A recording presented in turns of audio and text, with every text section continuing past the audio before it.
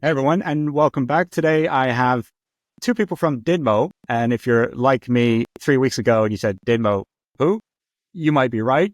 DinMo is a composable CDP that I had not personally heard of until I got news about them in my feed.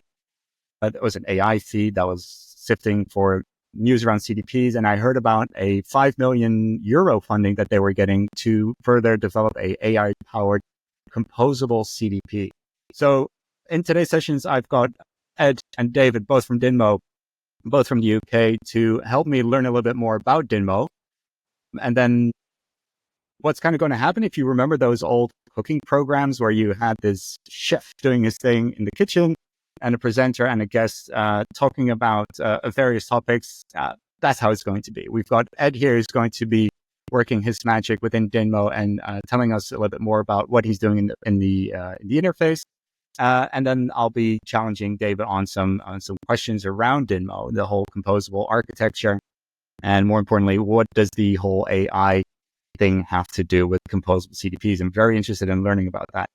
The idea for this video started when I was scrolling through their website and I found a button saying, "Hey, get up and running within 30 minutes." I don't have a screenshot of that because now they've changed it into get up and running in a day. So I challenged the guys over at DinMo and say, "Hey, can this really happen?" So we've got 45 to 60 minutes. Ed's going to do his magic. We're going to see if we can actually do this within the time frame of this video and see what DinMo has to offer. Ed and David, thank you very much for joining today. Do you guys want to do a quick introduction of yourselves and what your roles are with DinMo? Yeah, absolutely. Matthew, thank you so much for having us. And for anybody watching, we really appreciate you joining us today. My name's Dave. First and foremost, I'm the VP of GTM here at DinMo. My job is really focused on how we can support our customers in the best possible way and just generally the go-to-market strategy. You alluded to it earlier, Matthew, but we are kind of a new disruptor to the market. We've actually French headquartered. So our main office is based out of Paris. We've done fantastically well in France. We have a huge or a number of French customers, publicly listed organizations such as like Nexi, Galeries Lafayette, and like even companies that people around the world might have heard of, like Interflora or TUI. So yeah, done really well there. But the goal now is to, and my job is really how can we evangelize our products to the global market. Excellent. Yeah, Galeries Lafayette. Definitely some big names, Interflora and TUI. Definitely brands to be reckoned with. 100%. We're not doing too bad. No. Well, for 2.5 years in the business, it sounds like you guys are doing great. Ed, what's your role in all of this? Thanks, Matthew. Yeah, thanks for having us as well. So my role, I'm data solutions manager here at DinMo.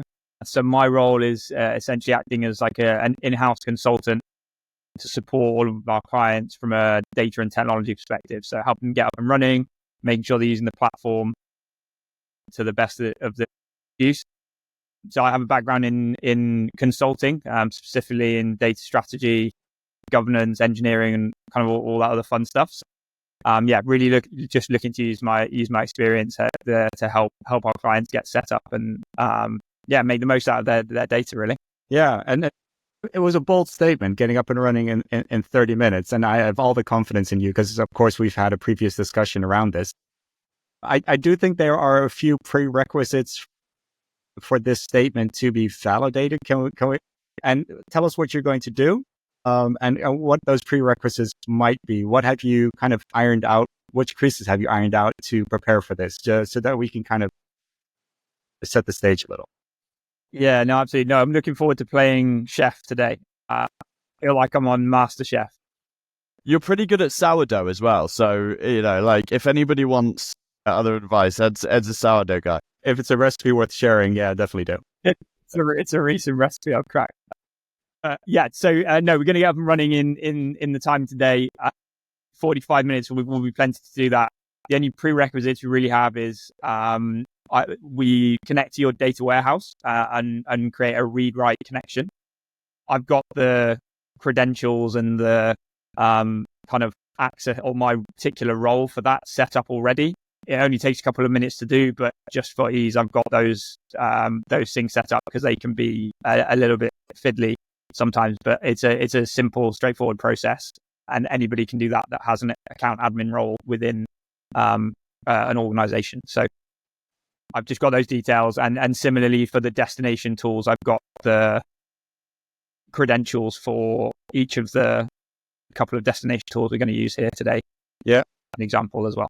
Oh, that reminds me of Ready Steady Cook. You know, you've got all the ingredients in the bag, and now let's see what kind of magic you can make of it. What is it with the British and the cooking programs? But it's definitely interested to see how we can do this. David, in the meantime, what can you tell us about why did you mention the word disruptive? Why do you see this as disruptive? It's not the first composable CDP part. Just to reiterate for those watching, we're going to leave the screen up and running while Ed does his magic. And of course, when he's ready to share some information, he's going to kind of pause and we'll go back to him. So coming back to you, David, disruptive. It's a big word. Yeah, definitely. I have to admit, Matthew, for when you're challenging me, that I've actually only been in the CDP space now for 3 months. So I am very new to this world, and I didn't know what a CDP was 4 months ago. So, you're going to have to bear with some of my knowledge. You know, to talk you through it, when Usama, the founder, approached me to talk about like an option to join the organization based off of some of my previous experience growing out teams, I started looking into CDPs. And if you go on G2 Crowd, which I'm sure lots of people have heard of, it's like a review site for software, there's 364 companies that describe themselves as a CDP. So it's noisy. It's incredibly noisy space. I kind of have, and I'm generalizing quite massively here, but from my experience so far, I really bucket CDPs into 3 different sections. There's what I would describe as a traditional CDP. So this is, probably the one that's the most go-to. It's all about taking the customer 360, putting it in one place, and then building and segmenting audiences. These were kind of the first tools that marketers were using to take data en masse, customer data en masse, and put it in one place. And traditionally were bought by marketers and didn't even touch the data team historically. I think what then evolved was that data warehouses became more and more popular, like putting data into the cloud, and more affordable for companies to do. So today, these traditional CDPs still exist, but they also,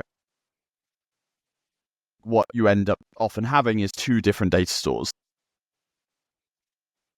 Your traditional CDP, as well as your data warehouse. The next category, from my experience, is the companies that were they always started as activation tools. They always started as email, SMS tools. And then they've started describing themselves as CDPs. Yeah, I think someone referred to that recently as built-in CDPs. So indeed, yeah, they're like the customer engagement platforms, and they've expanded. It's quite naturally. They're already collecting a lot of profile data. So, but yeah, sorry, please continue. No, absolutely. You're spot on. And, I think they're CRMs, and a lot of them are fantastic tools, but it doesn't change the fundamentals of the fact that you still have your data warehouse with all of your customer information in all of it, and then you're duplicating certain amounts into your CRM solution for activation purposes. And there's, we believe there's some inefficiencies around doing that from an architecture standpoint. Either you're duplicating all of your storage because you're putting everything in both, or you're limiting the amount that's available for activation because you don't want to duplicate everything because of the costs involved with storing in both the CRM and the data warehouse.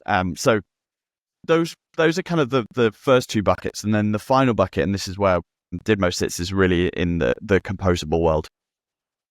And that is a CDP, which just, the idea is it's all of the outputs of a CDP, but all of the data is stored and stays within the data warehouse. So yeah.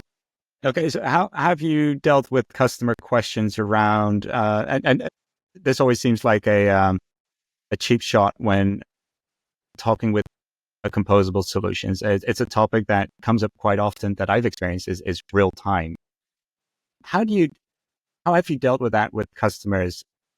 And because from my point of view, there are cases for real time, and that just, it almost allows for the case of duplicating that data for performance reasons. The latency of composable CDPs or any composable data element could be too slow for certain use cases. How have you dealt with that with current customers and with that question?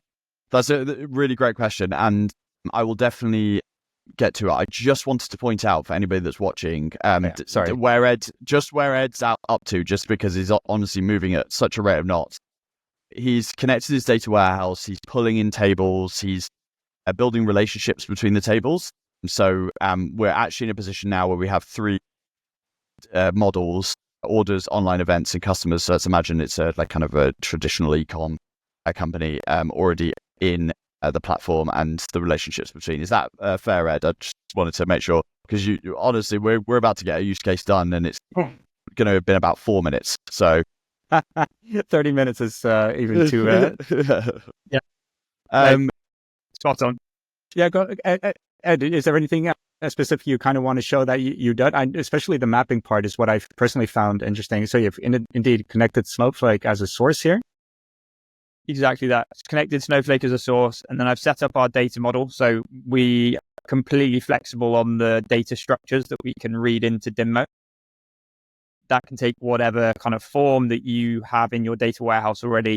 As Dave said, we've got kind of a classic retail e-com type model here with your orders, customers, and online events. I see the button default models. That means you've already created some templates for customers to work with immediately, but it also allows room for custom models. So this default model here in particular is giving the kind of identifying the default table from a user model and an event model. So the classic is your kind of like customer or user list, and then the events here is the online events and behaviors. So you can set that, and that just is like a little bit of extra functionality that speeds up some of the process down the line. Yeah, and then when you edit the actual model itself, it's a case of mapping the different. Yeah, exactly. So we've got the schema here, and the mappings you were talking about will start to come into play when we start identifying the destination tools, and we'll start to do some of the mappings to show that which some of the key fields that you need for those destination tools, where do they sit in our data model. So we'll get to that fairly shortly. Excellent. Amazing. So Matthew, I can smell the aromas from the kitchen wafting over. So yeah, Matthew, to answer your question around real-time use cases. So interestingly, what we actually typically see from our customers is that the things that get them to, or the things that offer value, or the use cases that offer value with CDPs, it often starts not with the real-time use cases. In terms of the design of DinMo, I think it's really important to remember that we're an organization that's been around 2 years in a space where companies have been around for decades. Yeah, exactly, right? 15 years. What we really wanted to do is focus in on the parts of the solution that we believe really return ROI very quickly. For us, we often speak to organizations that aren't even suppressing existing customers from their marketing campaigns. So it can start off with something as simple as that, just to get ROI on the platform, and then advance to more complex use cases. For example, we can predict, and I think Ed might get to doing this as well because we probably have enough time. We can start predicting based off of like a user segment what product or content the marketers should be actually advertising next. Now, none of these things require real time. Right now, as of today, DinMo can get down to 15 minutes, assuming that your data warehouse is updated every 15 minutes from whatever the source might be.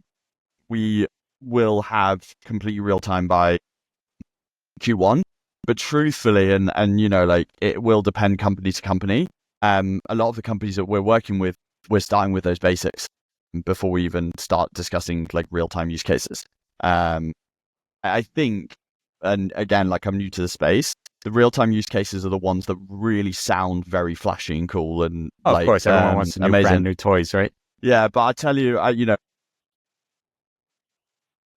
cutting your basket because you have because you're not like you've decided actually like I'm not happy with the delivery time of something, you immediately getting an email that very second, or immediately getting a customer call, like is it the right customer journey? I mean, that's up to the client. Exactly. But It could be your mother calling, distracting you from finalizing that purchase online. Exactly. So sometimes the theory is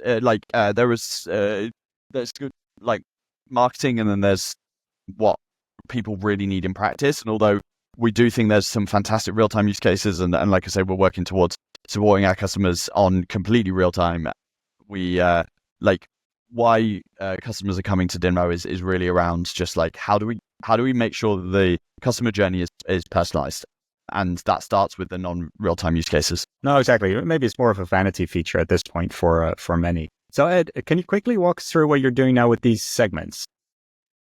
Yeah, absolutely. So you can see I've just started to create a few segments that I guess we typically see in this sort of persona. So I've just started. Well, the first one I've got is an opt-out. So I've created a segment of all of the customers that have opted out of marketing, just so we can then make sure that they're excluded from the any further, or you can add them in as a segment and exclude them from further marketing campaigns. Okay, and I noticed when you were building out these segments, there is a button that you could also view the SQL code. Does that mean you can also manually edit the SQL code for each segment that you're building? So you can't manually edit the SQL code in here, but you are able to view it. You're absolutely right. That I guess that's more for like an audit trail. All of that information is written back into the data warehouse. So if you've got your data teams who want to review it, they can go in and have a look to see how these segments have been built, make sure that they're using the right logic.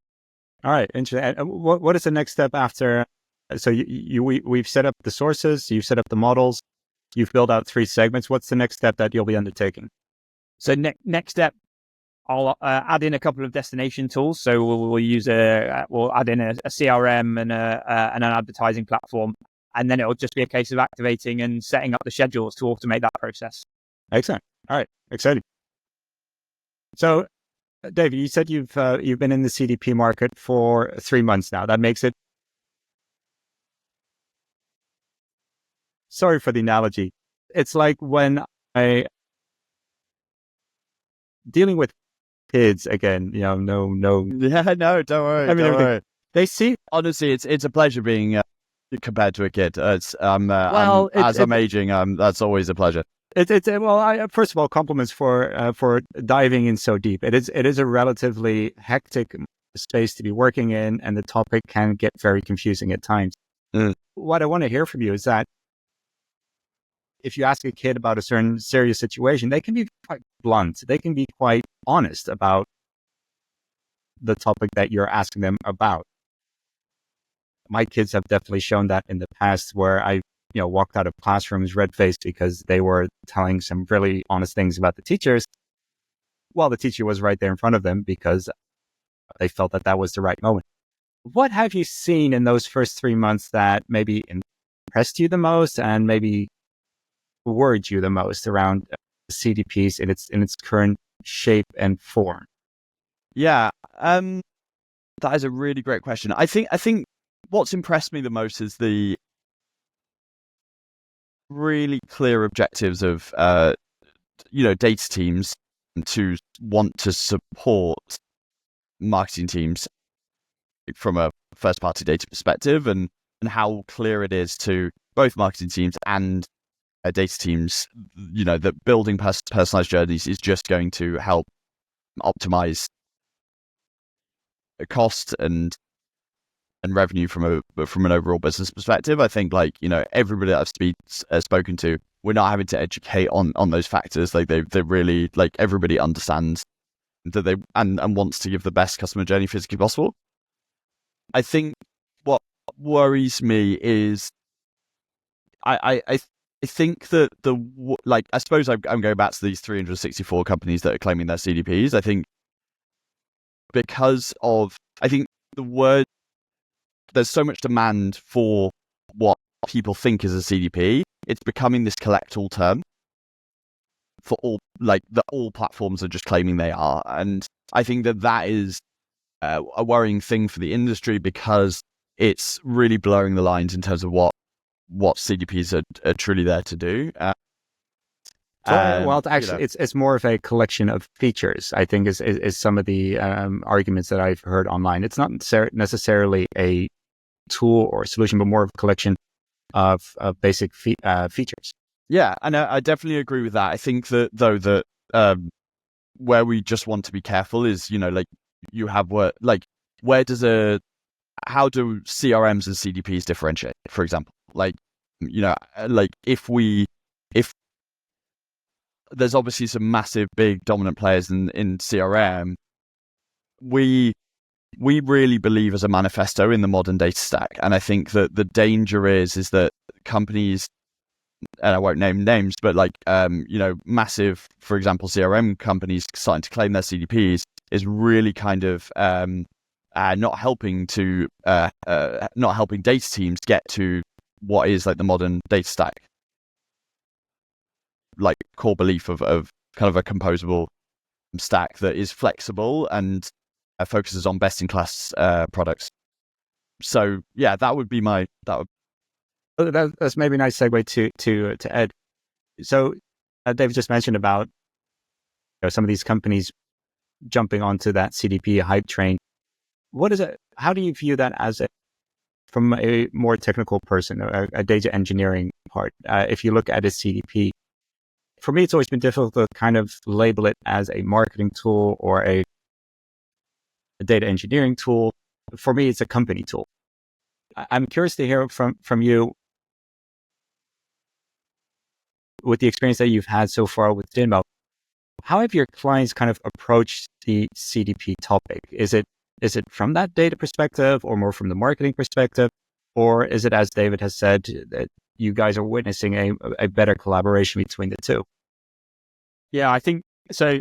Truthfully, I think if I could answer that straight up, that would be the $1 million question to our sales, because I think this is the challenge that we have with working with our clients, or and working with companies on this product, is that there's two stakeholders that both have their own independent kind of reasons for using a CDP. Yeah. So yeah, I think it's a difficult question to answer, but I think the collaboration on this is key. I think what sort of my take on it is that there are two types of CDP platforms out there, and I think some are very technical and are much more focused for the data team, and others are more marketing focused. And I think personally, or the stance that we have at DinMo is that to be able to enable that collaboration between the two, you have to start joining up the two worlds in which they operate in.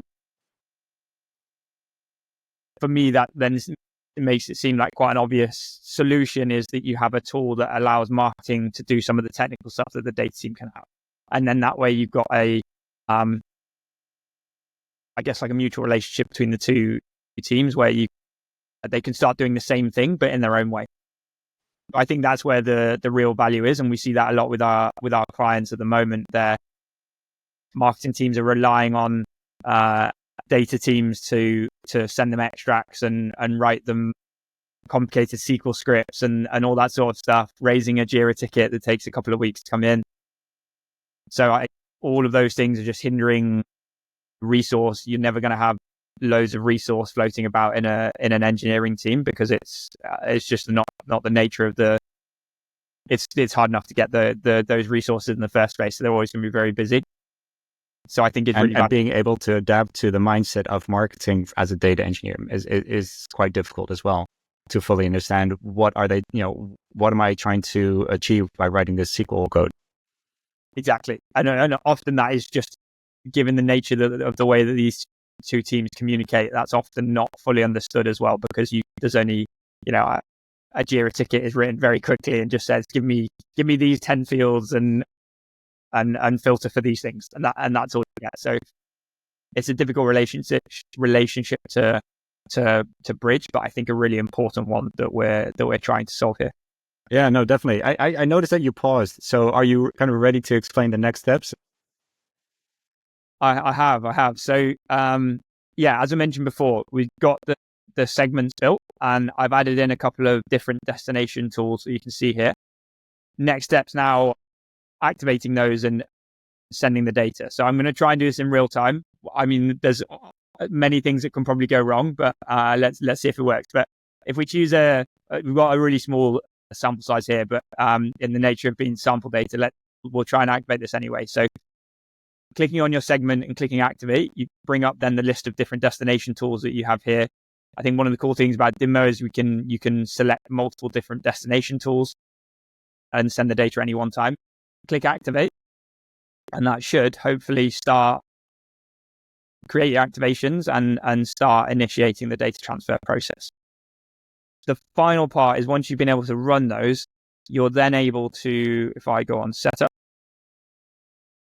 actually two things here. You'll see here, one thing is this field mapping that you mentioned before, Matthew. So this is where we're effectively telling DinMo, or identifying in the existing data model, which are the fields that this destination tool needs. So you can see here we need a contact key, and for this particular campaign or this particular destination that I've set up here, it will use email as well. So it'll take those two fields, and you can see here I've identified the contact key as the customer ID that we've got in the data model that sits within the data warehouse. Yeah, excellent. As I mentioned before, the final piece is the scheduling. So in here we've got the ability to schedule this and set this up and automate the data transfer between these two, between your data warehouse and your destination tool. So you can see here, you can set that up for 7 o'clock every morning. You can set it up to run as frequently or as infrequently as you like. But the main thing here is no Jira tickets. So I see run history. Does that kind of also tell you the success rates of? Exactly that. So you'll see here a log of all of the runs. This, although won't show now because we've only done this one run, but when this is loaded, it will tell you how many records have been loaded. And then incrementally, once this runs every single day, it'll add in a new row here, and it'll tell you, it'll kind of effectively give you the delta between what was run yesterday and what was run today. So it might say that there are 10 more loaded records in this particular segment that you run. So it kind of gives you like a running audit trail of all of the records that you've pushed to that particular destination. Is it safe to say that it's up and running? I think that's really quick. It's safe to say that it's up and running. We'll hold our breath and make sure that these come in green, but in the next few minutes, they'll hopefully come in and say that they're both active activations, and the data will have been sent to both of those tools. So I'm getting itchy now, because when I see labels like predictions and identity resolution, those are like, for me personally, those are like pinnacle features. So I'm really interested to see if we can dive into those, maybe in the reverse order. Let's talk about identity resolution and what kind of capabilities DinMo can do for that. Yeah, no, absolutely. So in here, the identity resolution, we have two types of matching or resolution within this module. Got the probabilistic and the deterministic matching, which you can use in here. So you're able to match I guess the two key use cases that we see this module used for is matching those anonymous users that you've got from your online events, and making them known by matching them to potentially existing customers in your order history or some other known list of customers. And then there's also the deduplication of your existing customer base. So it might be that you've got 3 versions of Ed because I've signed up with 3 different emails to get all of the different discounts that you offer. So being able to decide which of the attributes you want to try and match all of the profiles on, create a single unique key. And this is something that DinMo does? Is this the part where you mean you need read and write permission for the data warehouse? Because I can imagine you need to be doing some writing for this when you stitch these profiles together. Exactly that. So I should say actually, all everything that I've done so far will write back metadata to the data warehouse. So there will be a log of like the segments, as I say, the SQL, that's all stored in a technical metadata schema that's set up at the start, and is written back.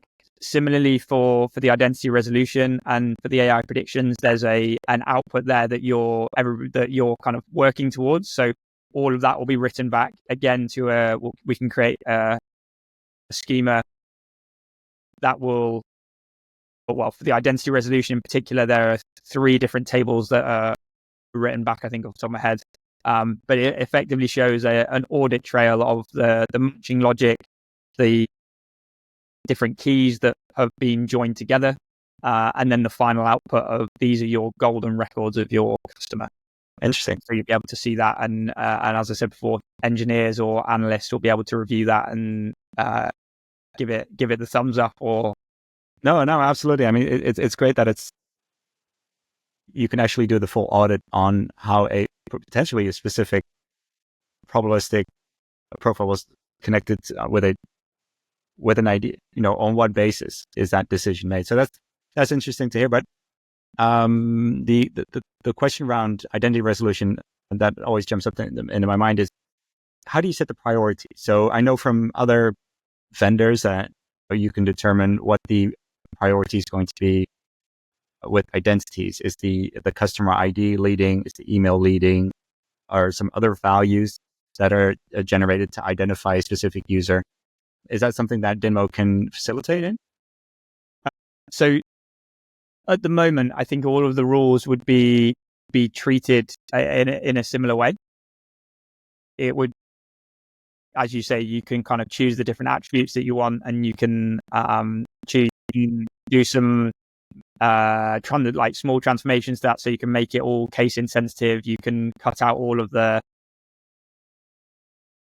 special characters and things like that. Like emails, you can make everything. That's an interesting one. The special characters in the email. Sorry, you gave me an idea about a problem that I often run into. But sorry, I interrupted you. No, that's okay. So we've got some kind of transformation bits in there to help with all of that, and to help try and standardize some of the fields. So but in terms of like the hierarchy of rules, I think that's another layer of complexity that we'll be thinking about in the background. Okay, cool. Yeah. So with the special characters, what I was thinking about is that I think Gmail came up with it in the beginning, is that you can add a plus and then an extra string value behind the plus to mimic a different account for sites that you want to log into, but it will be received in the same inbox that you're using, everything before the plus. So what I've seen in the past, and now also with iOS, is that people are anonymizing their email addresses, or they're using different variants of the same email address. Is that probably not related to this situation as well. So I'll leave it there, but it's just something that I've always come across as a little bit of a hurdle when dealing with identity resolution based on an email address. So you could actually do the trimming. Yeah, exactly that. So you can see here, I'm just starting to add in some of the different, I guess, like basic cleaning rules that we can add in, and what would be defined as trimming then? The trimming is just taking out the white space. Just as it would be in JavaScript. Yeah, exactly that. So just removing all the white space, and then case insensitivity is obviously just taking out the removing all the cases. So you've got in lowercase. Well, if we go back to activation, we can see how that's going. In the meantime, David, a quick question for you. What are some of the kind of the common challenging questions you're seeing with customers these days when they're interested in a CDP solution? Another great question. I think that the biggest challenge that we see, so as I mentioned earlier, we really see ourselves as a solution that is in between the teams. I think the traditional, to be honest, traditional CDPs that I spoke about earlier were built as marketing solutions first and foremost, and for marketers. I think obviously there's the CRM solutions that I was also mentioning, primarily marketing focused, and that's kind of one of the unique pieces about DinMo is that our founder was a former chief data officer, so he's coming at CDPs from the data lens. And I think that the biggest challenge that we see is that, like from data people, is what we would describe as kind of a data readiness perspective. There's so many blocks that go into the architecture, and I think that sometimes the theme that we're seeing is that like data leaders are sometimes thinking these massive transformations that involve, like, I can't, their kind of thinking is I can't put in a CDP because I don't have all of these other bricks in place. Yeah. And that's another challenge that we're trying to solve for at DinMo. The nature of composability gives data teams flexibility in terms of the data architecture that we can work with. As long as there is the customer data centralized somewhere, then we can we can activate it into marketing tools, and it doesn't. And it could be one or many places. It really doesn't matter to us. And as you change through the different, there's no lock-in. So as you change through different sources, perhaps you change your data warehouse. So we're still there to support. As you change your destinations, we're still there to support. And so that's kind of one of the challenges that we see. Yeah, and the funny thing is now that you mentioned it, around, I was working with this client, and I actually suggested to them, hey, maybe you just need to get a kind of a composable solution in place on top of that data, so you can at least start the activation part of your journey. And the problem there is that because due to very strict legislation, they're not allowed to use cloud infrastructure. We had to find a way to. They were allowed to use the cloud infrastructure only within that country, so within Saudi Arabia. And so we came up with an idea of at least keeping the wheels going for this marketing team. They wanted a full-fledged CDP, but the actual goal that we were trying to achieve is make sure that marketing was able to move ahead with the activation, building out the audiences, synchronizing that with your end destinations, activations, as you guys call it. And it seems that Composable, in that sense, does offer that kind of ready to go solutions. And what I've seen with Composable is that it's very data engineers. The engineering people are very open to the idea of Composable when compared to traditional ones, because it's like a whole different infrastructure that you're planting on top of a different infrastructure.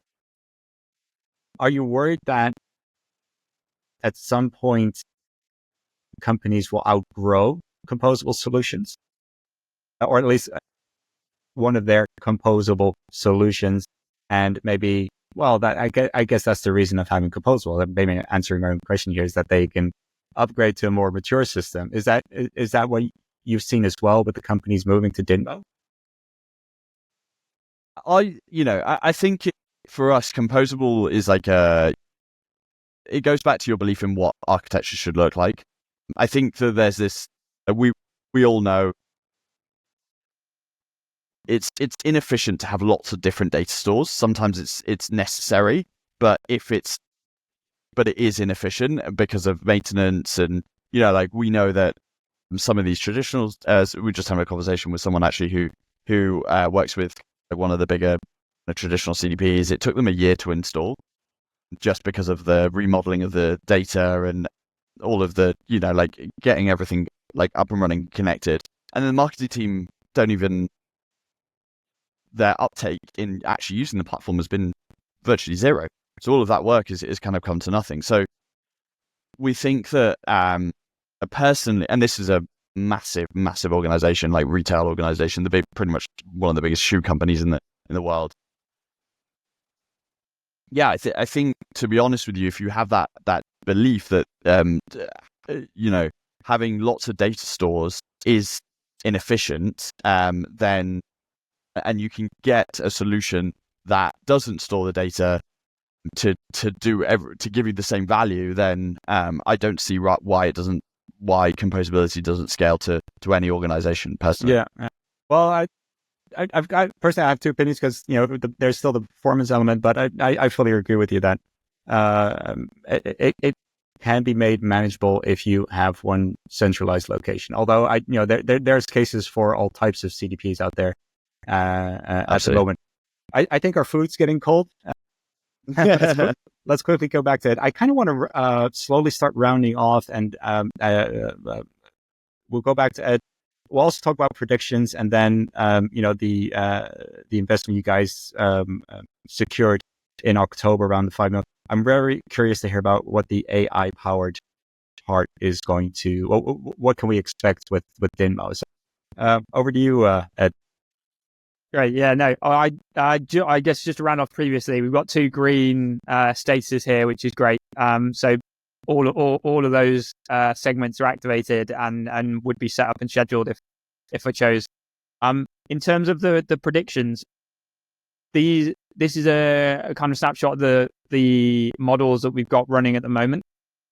We've actually, over the last couple of months, now have a fully fledged AI team working at DinMo. So this is something that we see an awful lot of potential with, and is something that is going to be a big focus. But to talk through the current ones we've got at the moment, we've got at the top there, you can see we've got the lifetime value and the churn likelihood.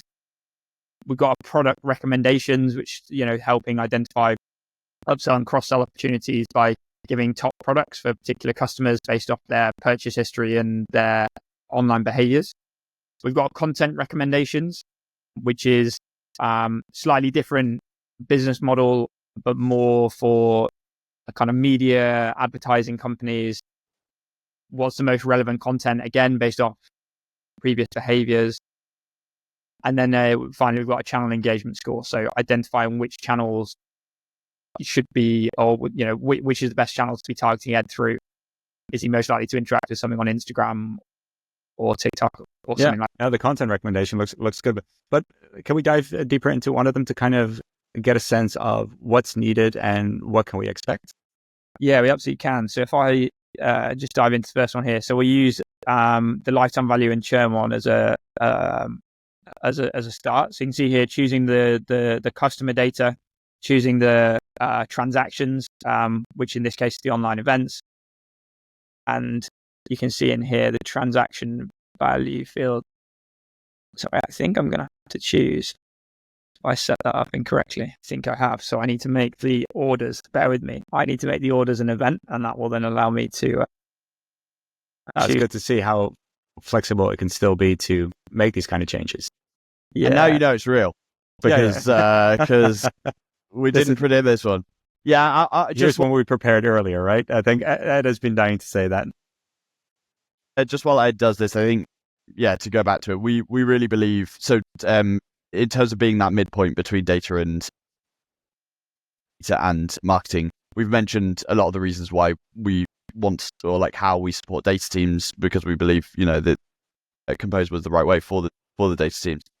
What we haven't mentioned is how we're supporting marketing. So firstly, it's a no code audience segment builder. Anybody can use it. We're currently developing a almost ChatGPT type builder where you can literally just type in natural language a segment that you want to design, and then it will just make it for you, which would be super cool. That should come Q1. But also just these AI predictions. There's kind of the initial 4 we think they're really key and can drive a lot of value. But this is the direction that we want to take the product from the marketing perspective. Is that DinMo almost becomes like a co-pilot to, I don't want to say automate campaign design, but hopefully, Suggest. hopefully, exactly. Like that's hopefully everything really with know. AI these days. It's you need to take it with a grain of salt, and you need to do your due diligence in what it's returning to you. So I can absolutely imagine that. In NLP, natural language processing, you can request a kind of segment or describe the campaign that you're trying to work on, and it could come back with some suggestions. Yeah, 100%. Ed, it looks like you found the right ingredients to move forward. Yeah, I've swapped out some ingredients, but this is the final pane. So I've given it the input information that it needs. This is then just deciding on what the output you want the output to look like. So you can see here, I've chosen both of the predictive attributes here, and I've chosen all of the time windows just for kind of completeness in this instance. But you can kind of choose how long you want this, how far back you want this to calculate, models to look across. Give it a name and description.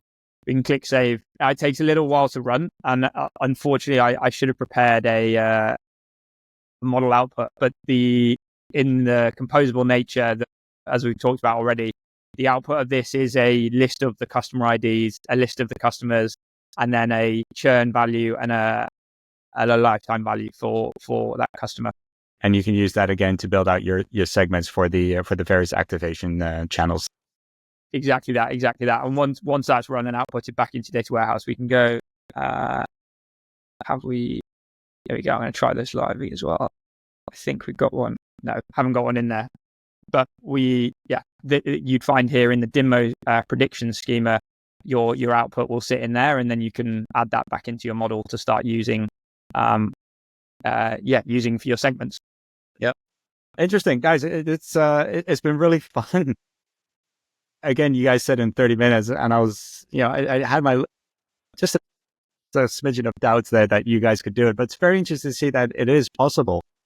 Of course, Ed has a lot of knowledge and experience upfront to get this done, but in any case, we're not talking 6 to 9 month implementations. Give it that your data needs to be in the proper format. It needs to be usable for it to generate a lot of value. But you guys have really proven it, that connecting all these various data sources, building out the models, building out the segments, and connecting the activations, it can be done in a record amount of time. So I don't know if this is going to be recurring things where we're going to invite vendors to do the same and see who can come up with the fastest time.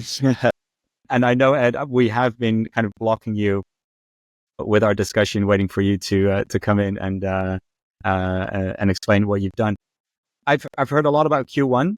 I don't know if I'm raising my own expectations very high for what DinMo has in store for us. It'd be great to connect back then and see what some of these new features are. And David, especially you, how your experience within the CDP market has grown at the end of Q1. Maybe I'll be a teenager at that point. And maybe you'll be a teenager. Yeah. No, again, from our discussion, I hear that you've definitely done your research around the CDP market. And again, it's very complex. I'm not a knower. There are new tools every day that I am every day, at least every week, that I'm made aware of in this industry. And it's impossible to keep up with all the developments. So, but I'm glad to have met you guys, and thank you for your time. Ed, also, thank you. Any last kind of, I asked this right now until the end of 2025. What are your kind of hopes or expectations for 2025? It can be around DinMo, it can be around CDP in general. It's a great question. I think, our hopes for DinMo, we didn't actually manage to get to it, but we've just raised 5 million euros. We announced it probably about a month and a half ago. Just opened up our London office to support kind of local UK businesses, but also English-speaking countries in general, and generally look at kind of global expansion plans.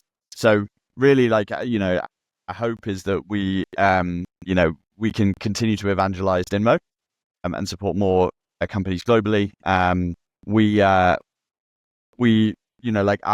core value is we want our customers to feel like DinMo is just the most obvious choice in the world from a cost to ROI perspective. so we hope that we can continue to do that through kind of innovations such as, and like how we're working with AI. We're a 20-person team, but we already have kind of like a team totally dedicated to AI.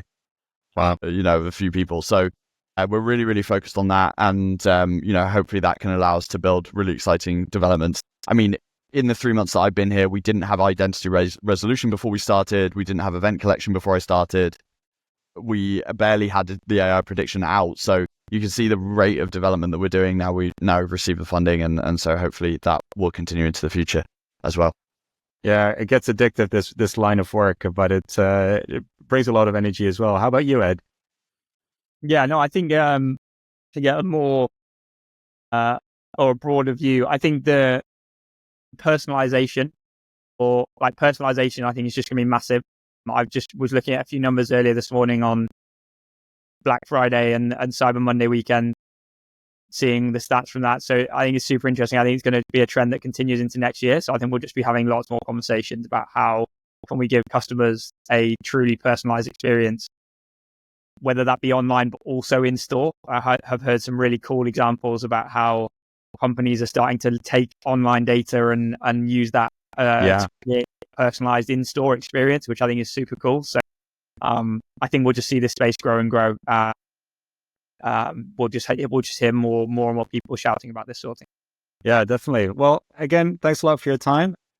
Yeah, let's reconnect in Q1 and see how far we've gone with those predictions. Awesome. Thanks so much, Matthew. No worries. Bye.